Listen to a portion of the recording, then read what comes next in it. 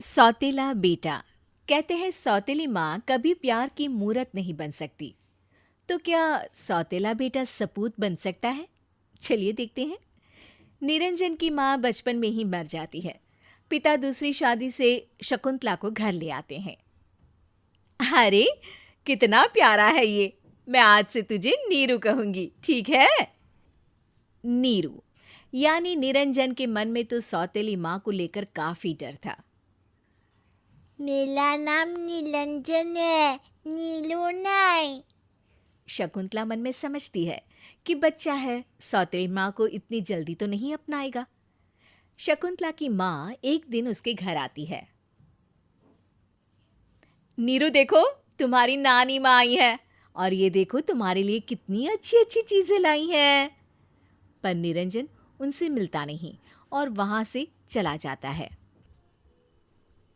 अरे शकुंतला, क्या यही सिखाया मैंने तुझे? अरे ये बच्चा तुझसे प्यार क्यों नहीं करता?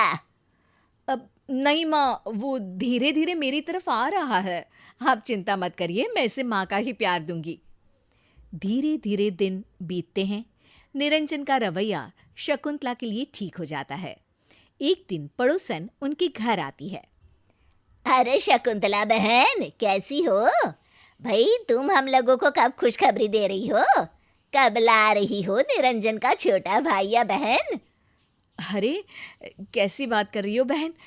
मेरी कोई औलाद हुई तो मैं निरंजन पर ध्यान नहीं दे पाऊंगी ना। अरे पागल हो क्या? अपनी औलाद तो अपनी होती है। लेकिन शकुंतला उसकी इस बात पर उसे बाहर का रास्ता दिखा देती है। शुक्रिया शकुंतला, तुमने मुझे और मेरे बच्चे को संभाल लिया।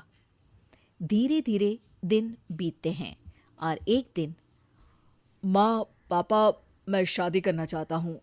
मुझे एक लड़की पसंद है। आप दोनों उसके घर चले जाइए।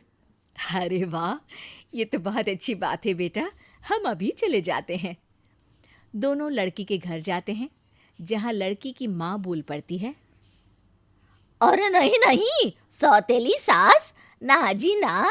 ये दिन ना देखना पड़े मेरी बेटी को कि कोई सौतेली सास उसके सर पर हो।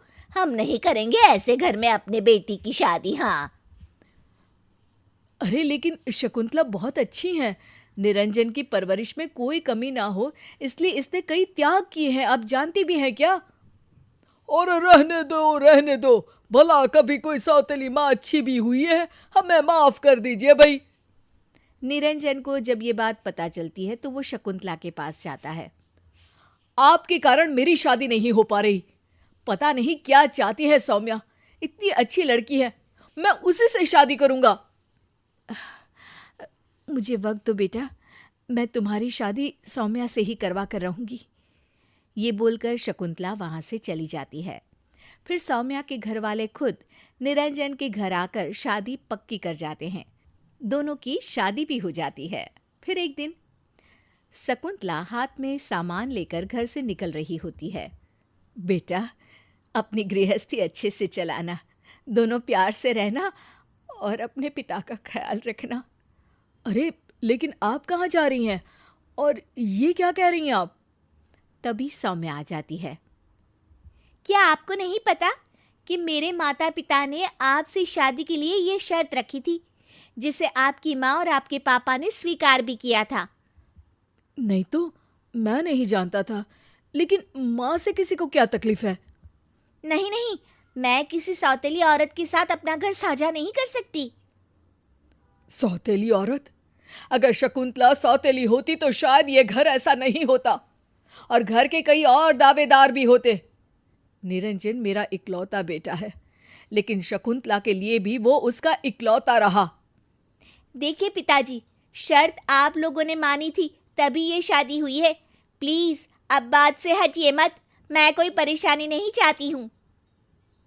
और शकुंतला और उसका पति घर छोड़कर चले जाते हैं। देखो निरंजन, परेशान मत हो, मैं हूं ना। वैसे भी वो लोग अपने थे ही नहीं।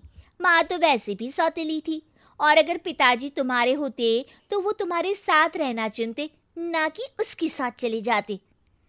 निरंजन सौम्या की बात सुनकर वहां से चला जाता है। फिर जिंदगी वैसे ही चलने लगती है। लेकिन एक दिन दिवाली की सफाई के दौरान निरंजन को एक ट्रॉफी दिखाई देती है। अरे वाह, ये तुम्हारी है? कितनी पुरानी लग रही है। किस लिए मिली थी तुम्हें ये ट्रॉफी? पढ़ाई के लिए। मैं पढ़ने में अव्वल था। माँ सारी रात जागकर मुझे पढ़ाती, मेरे लिए कॉफ़ी बनाती और लाइट जाने पर तो पूरी पूरी रात पंखा भी करती, पता है। इतना बोलते बोलते निरंजन का गला रूंध जाता है। अरे सब दिखावा होता है निरंजन, मेरी माँ ने बताया था। ये जो सौतेली माएँ होती है ना, चुड़ैल होती है, चुड़ैल। रात भर जागना इनकी आदत होती है। निरंजन चुप हो जाता है। वो वहाँ से चला जाता है, लेकिन अब वो चुपचाप रहने लगता है। फिर एक दिन, बहुत जोर से भूख लगी है, कुछ खाने को लाओ ना। आज बहुत जोर का बुखार हो रहा है, खाना नहीं बना पाऊंगी। और हाँ, तुम कुछ बनाओ तो मेरे लिए भी बना देना। अरे मैं कैसे बनाऊं? मुझे तो खाना बनाना आता ही नहीं। क्या तुम्हारी माँ ने खाना बनाना नहीं सिखाया? निरंजन को माँ याद आ जाती है। नहीं तो वो तो बड़ा ही प्यार से पालती थी मुझे। एक बार उनको भी तुम्हारे जैसे ही बुखार आ गया था, लेकिन मुझे याद है उन्होंने मेरा मनपसंद खाना बनाया था। वो कभी भी मुझे बाहर का खाना खाने नहीं देती थी। मैं जो बोलता वो बनाती, फिर चाहे आधी रात हो या फिर तड़का सवेरा।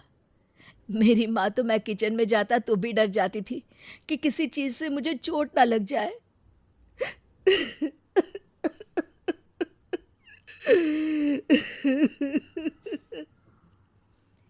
निरंजन रोने लगता है। सौम्या, मैं अपनी माँ के बिना नहीं रह सकता। प्लीज बिना शर्त के उन्हें मेरे पास आने दो। मुझे माफ़ कर दीजिए, हम आज ही माँ पापा को घर ले आएंगे। प्यार बिना शर्त के होता है, ये बात मैं अब समझ गई हूँ।